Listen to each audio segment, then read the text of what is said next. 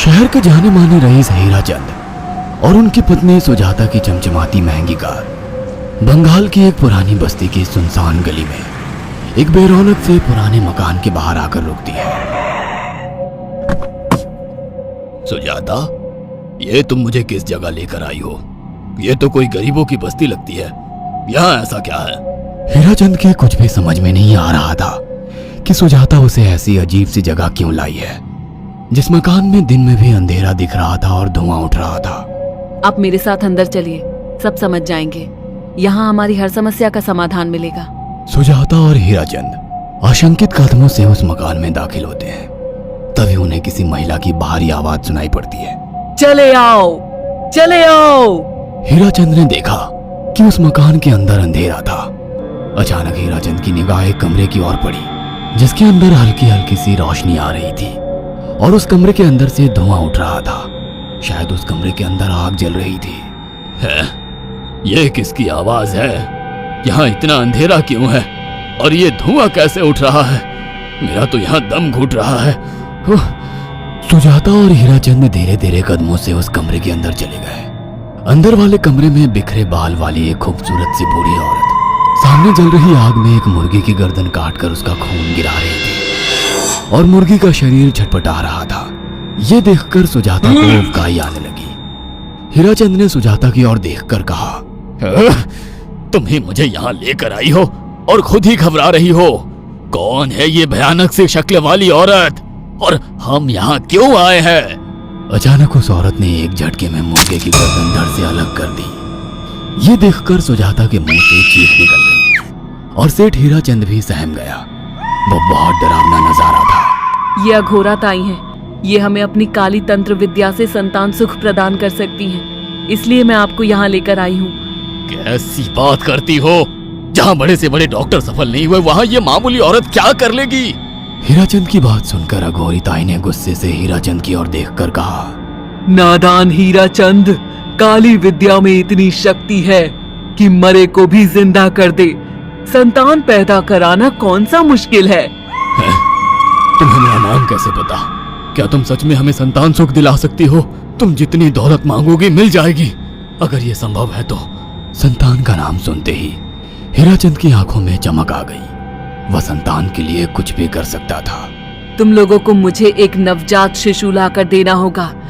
मैं उस शिशु की बलि चढ़ा दूंगी और फिर वही शिशु तुम्हारे घर में फिर से जन्म लेगा। नवजात शिशु की बलि का नाम सुनते ही सुजाता और हरिचंद डर के मारे सिहर गए, पर उनकी आंखों में उनकी संतान का सपना ज्यादा बड़ा था। वो सब करने को तैयार थे। अघोरा ताई, आप जैसा कहेंगे हम वैसा करेंगे। बस हमें संतान सुख दिला दो। बिना वारिस के हमारी दौलत किस काम की? संतान सुख के लिए अंधे हो चुके सुजाता और हरिचंद अपनी नौकरानी शीला से एक नवजात बच्ची चोरी करवा के अघोरी ताई को दे देते हैं।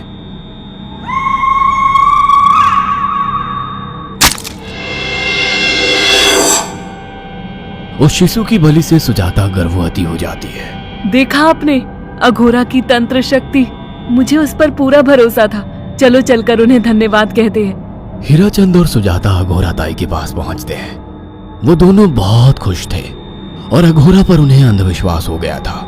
अघोरा ताई, आप महान तंत्रिका है। आपने वो चमत्कार कर दिखाया जो बड़े बड़े डॉक्टर नहीं कर सके। ये काली विद्या है बेटा। अगर तुम दोनों चाहो तो मैं इस विद्या से तुम दोनों को हमेशा के लिए जवान बना सकती हूँ। क्या सच में ऐसा संभव है? हाँ बिल्कुल, पर इसके लिए तुम्हें जवान लड़के और लड़कियों की बलि चढ़ानी होगी। तुम उन्हें यहाँ तक लाओ, बाकी मैं देख लूंगी। जवान रहने की लालच में अंधे सुजाता और हरिचंद एक अनाथ आश्रमों से हर रोज एक लड़की या लड़के को गोद लेने के बहाने अघोरी के पास बलि चढ़ाने ले जाने लगे। और एक दिन अघोरी ताई ने हीराचंद और सुजाता से इंसानी मांस खाने को कहा।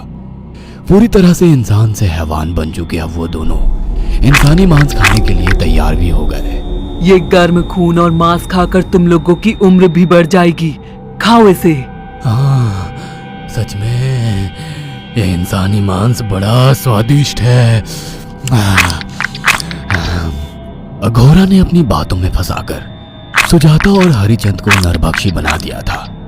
वो तीनों हर दिन बलि चढ़ाकर खून पीकर मांस खाने लगे। नौकरानी शीला भी नए शिकार लाने में उनकी मदद करती थी, मगर एक दिन शीला को शिकार नहीं मिला। मेम साहब, आज एक भी शिकार हाथ नहीं लगा और मैं बहुत थक गई हूँ और घर जाकर थोड़ा आराम करना चाहती हूँ। कोई बात नहीं शीला, एक छोटा सा काम है, तुम हमारे साथ चलो, लौटते में हम तुम्हें घर छोड़ देंगे। जी मेम साहब। शीला नहीं जानती थी कि शिकार नहीं मिलने से सुजाता और हरिचंद अंदर से बौखला गए थे और उनके दिमाग में एक शैतानी चाल चल रही थी। सुजाता, ये बेहोशी की दवा है। शीला के कार में बैठते ही तुम उसे सुंघा देना। आज हमें इसी की बलि देनी होगी। इसने हमारे यहाँ का बहुत खाना खाया, अब हम लोग इसे खाएंगे। वैसे भी ये आगे चल के हमारे लिए खतरा बन सकती थी। कार में बैठते ही सुजाता शीला को बेहोश कर देती है और वो लोग सीधे अघोरी ताई के यहाँ पहुंच जाते हैं, जहाँ अघोरी ताई शीला की बलि चढ़ा देती है और तीनों मिलकर उसे नोच कर खाते हैं। अघोरी ताई, हमको बलि चढ़ाते हुए पूरा 1 साल हो गया है। हमारा बेटा भी साल भर का हो चुका है। अब और कितनी बलि देनी होगी? बस एक आखिरी क्रिया और बची है, उसके बाद तुम दोनों हमेशा के लिए जवान हो जाओगे। कैसी क्रिया अघोरा ताई?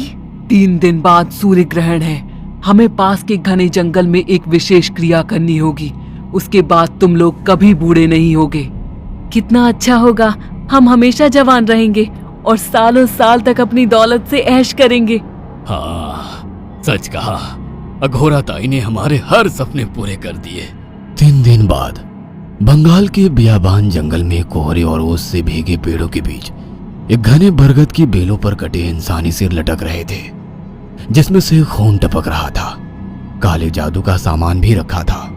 कितनी भयानक जगह है ये, हर तरफ कटे हुए सर लटक रहे हैं। थोड़ी देर में सब समझ जाओगे। बैठ जाओ और मेरे साथ ये मंत्र दोहराओ। ओ, अघोरा, ये किन लोगों की कटी हुई गर्दनें हैं? आप यहाँ क्या करने वाली हो? हीराचंद की बात सुनकर अघोरा जोर जोर से हंसने लगी और उसने एक शैतानी हंसी हंसते हुए हीराचंद की ओर देखकर कहा, तुम जैसे ही लोगों ने अपनी इच्छाओं को पूरा करने के लिए इन लोगों की बलि चढ़वाई है और फायदा उठाया है। अब तुम दोनों आंखें बंद करके यहाँ बैठ जाओ और मेरे साथ मंत्रों को दोहराते जाओ। अघोरा ने सुजाता और हरिचंद को वशीकरण मंत्र और काले जादू के इस्तेमाल से सम्मोहित कर दिया और देखते ही देखते वो एक भयानक डायन में बदल गई और चीखती हुई बोली, अब मैं तुम दोनों की बलि चढ़ाकर अमर हो जाऊंगी, क्योंकि तुम लोगों ने 100 लोगों की बलि का खून पिया है। देखते ही देखते उस डायन ने फरसे से एक एक करके सुजाता और हरिचंद की गर्दन काटकर जल रही आग में बलि चढ़ा दी और उनका गर्म खून पीने लगी। जब तक तुम जैसे मूर्ख और लालची लोग अपने फायदे के लिए दूसरों को मेरे पास लाते रहेंगे, मैं उनका फायदा उठाकर ऐसे ही उनकी बलि चढ़ाती रहूंगी। दरअसल अघोरा एक डायन थी और अपना स्वार्थ पूरा करने के लिए उसने हीराचंद और सुजाता की लालच का फायदा उठाकर उनकी भी बलि चढ़ा दी। बुरे काम का बुरा ही नतीजा मिलता है।